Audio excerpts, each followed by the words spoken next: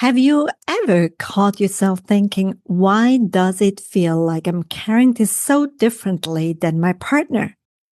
Or maybe, why won't he talk about it? Or does he even understand how hard this is for me? Maybe one of you wants to talk and the other goes quiet. One wants reassurance, the other jumps into problem solving. One cries, the other says, we'll figure it out. And suddenly you are not only carrying stress, you're struggling to understand each other too. And it can feel extremely lonely because the women I've been talking to, they feel that sometimes it almost feels that their partner is not interested in the baby making stuff. And that's why it leaves them onto a very lonely path, feels them alone on this. And I feel, sometimes I feel like I'm all in for this and my husband doesn't care about it at all. So this episode is going to be one to not judge and also not tell you who is thinking which way, but it's really more about like, how can we listen and thinking, yes, that's us. Please know you are so not alone. Because when life becomes hard, especially during fertility, journeys, grief, uncertainty, or prolonged stress, many couples discover something uncomfortable. We don't always struggle in the same language. So it can be that you've been together for 3 years, for 5 years, even 10 years sometimes. And then you reach this cross junction and you feel like, who the heck are you? I don't even understand your language anymore. So let's explore that together today. Maybe grab a glass of water or a cup of tea. And if you can, just sit back for a few minutes and relax and enjoy this episode. Hello and a warm welcome to my podcast show, Your Fertility Counselor. I'm your host, Tanya Fessler, and together we will dive into all things fertility, offering support, expert insights, and practical evidence-based advice for anyone navigating their fertility journey. So grab a cup of tea and make yourself comfortable. Let's get started.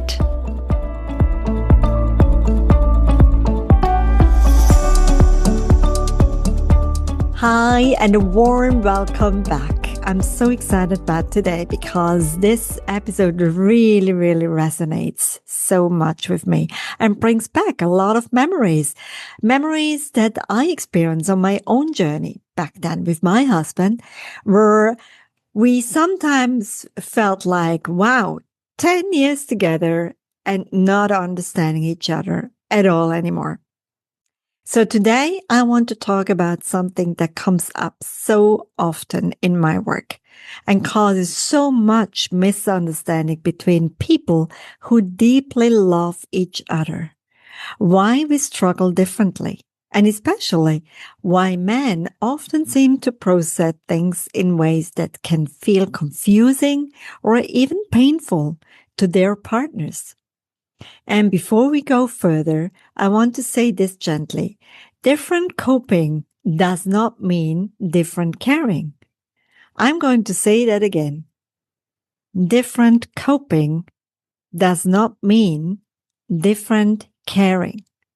Just because someone expresses stress differently or manages stress differently doesn't mean they feel less.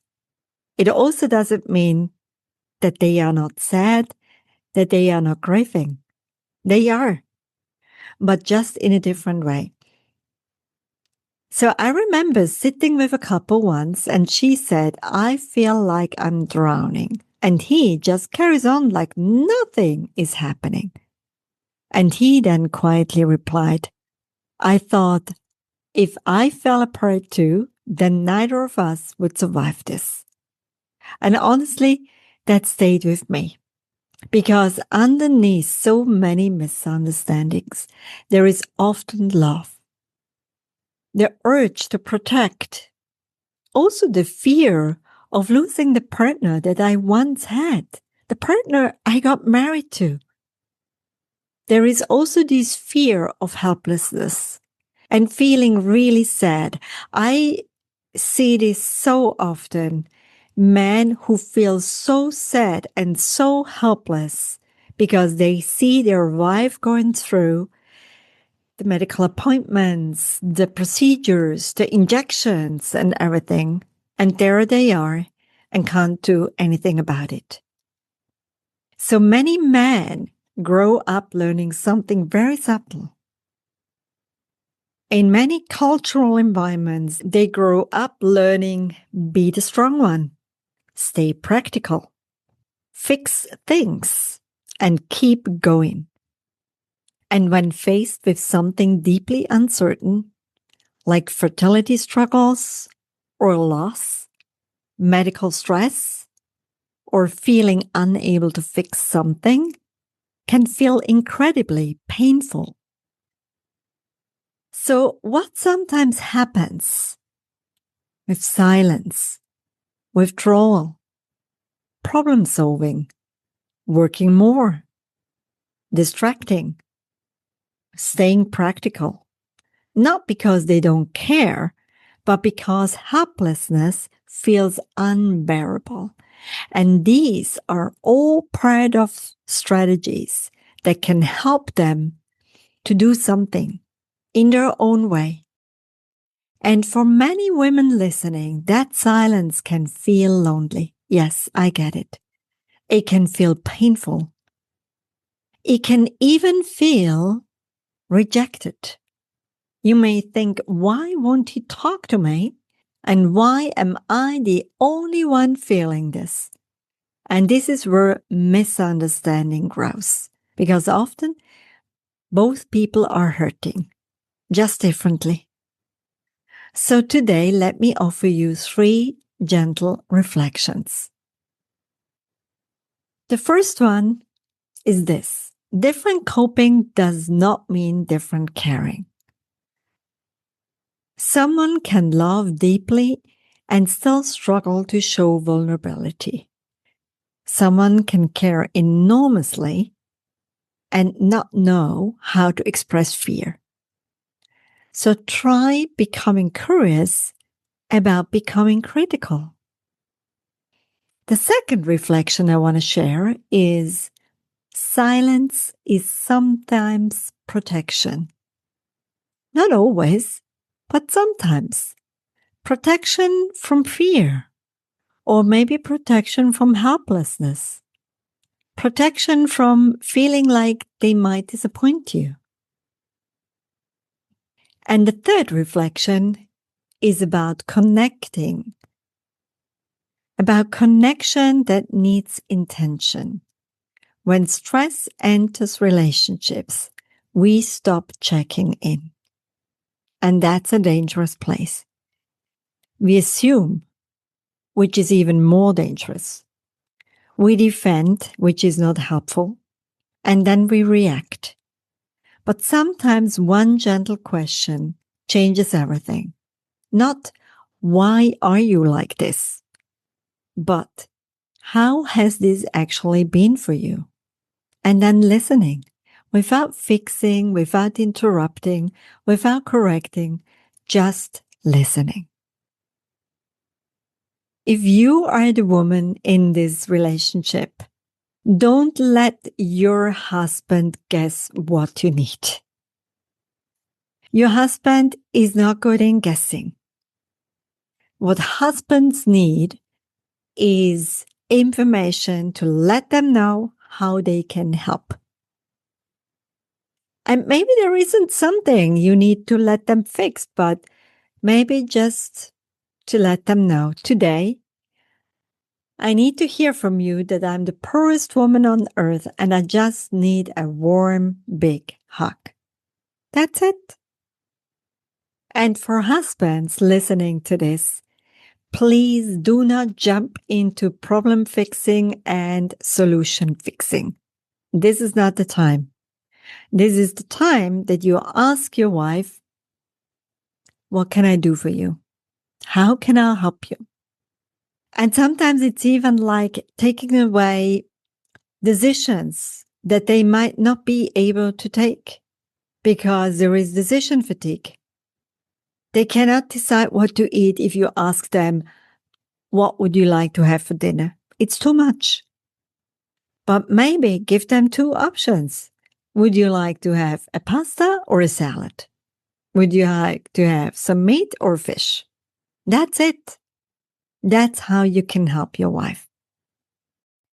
And before we close today, I want to offer you a very small experience, something very simple but potentially really powerful. Over the next few days, if you feel safe to ask your partner this one question, how has this really been for you? And then pause. Let silence happen. Don't rush to respond. Just listen. And if you're listening to this on your own, maybe ask yourself, how have I really been? Because perhaps you've been surviving more quietly than you realized. Relationships are rarely hardest because people stop loving each other. Often, they become hard because stress teaches us different survival languages. And understanding those languages can soften so much pain. Thank you for being here with me today. It was very special to have you here and spend time with me and listening and tuning in. And if this episode felt meaningful to you, please share it. Maybe with your partner. Maybe you want to listen to it together. Or maybe just share it with someone that you feel this is going to be really empowering and helpful. Thank you for helping to spread the word. You know, it means the world to me. Take a gentle care and speak to you soon. Bye for now and see you next week. Thank you for joining me on this episode of the Fertility Counselor podcast.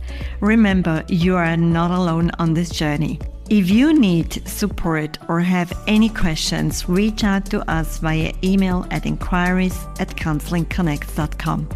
Don't forget to follow us on social media at Fertility Connects. We'd love to hear from you. If you want to learn more about us and the services we offer, head to www.fertilityconnects.com. And if you're looking for support beyond fertility, visit www.counselingconnects.com. Take care and we'll see you in the next episode.